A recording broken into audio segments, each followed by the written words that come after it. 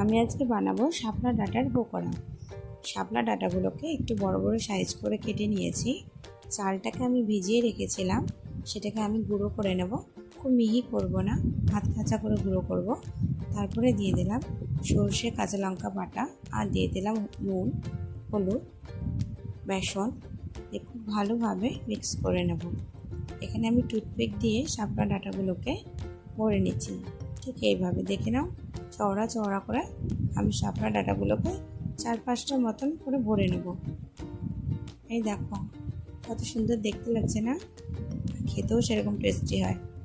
দিয়ে ব্যাটারে ডুবিয়ে ভেজে নেব লাল লাল করে।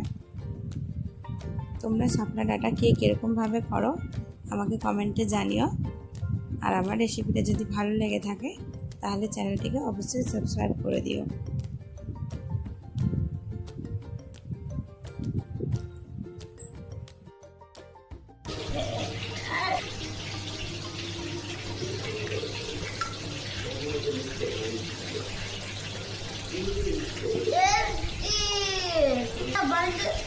তোমরা বাড়িতে বানিয়ে দেখো, দারুণ হবে।